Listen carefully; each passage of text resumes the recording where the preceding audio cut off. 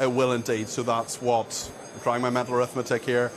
We've got what, 44 majority, so that is a huge majority for Rishi Sunak.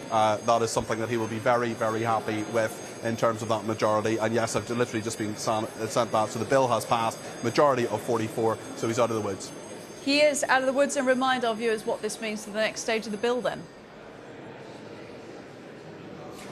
Well, this will then go further. It'll go to the third reading, and there will be many amendments that will be put on this bill at the time, because there are lots of people, including Mark Francois of the European Research Group, who's saying that there will be amendments put to it. Now, it's interesting that Rishi Sunak said last week at the press conference on Thursday that if there are amendments put to this, well, there are those on the right of the Conservative Party who are, as he put it, just an inch away from his particular perspective on this. He's worried about losing the One Nation side of the Conservative Party, and also worried about losing the Rwandan government on all of this as well. But he has got home on this. He has got a 44 majority, and he will be very happy with that. But the problems are just beginning for Rishi Sunak on this still. So there's a lot more to do, and that will come after Christmas. Peter Cardwell, thanks so much. And I understand from the lobby we can also speak to Jake Berry MP as well, who is standing by, Conservative MP, of course, and we'll get his view on this vote as well. We'll also be coming back to our panel in the studio to get their response to things. I mean, Jack and Emily, you were sitting there and listening to that. I mean, Jack, any surprise that it's passed? Once the Rebels said that they would abstain, that they'd sit the vote out rather than vote against, I think it was always going to go through tonight.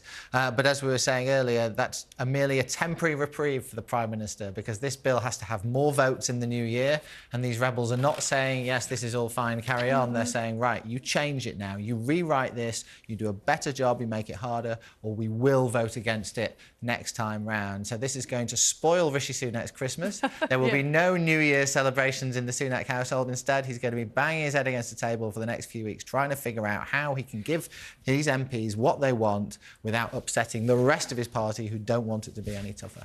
Emily, from what you study of Sunak, from what you know of him, what you've seen of him, do you think you can see him making a lot of concessions here to the right of the party when he needs to?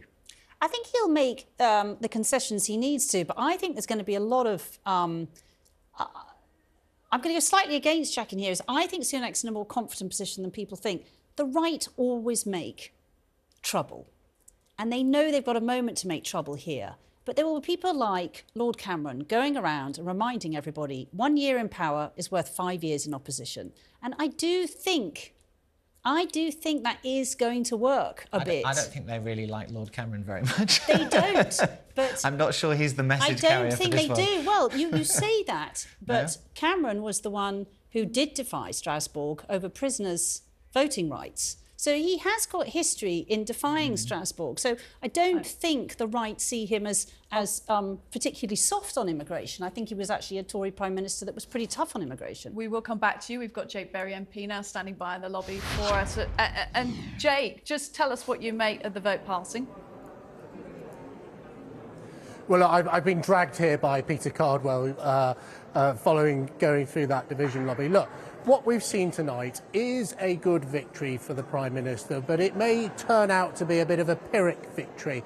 The collective decision of the right of the Conservative Party is that this bill is about as appealing as bin bag juice, and they have reserved their judgment. They think they can improve it, but they may collectively come together with some on the left of the party to vote it down at third reading. This group, calling themselves the Five Families, a bit like the Godfather, they decided this evening they weren't going to be like Sonny Corleone and rush out there and fire all their shots at the first opportunity to do so.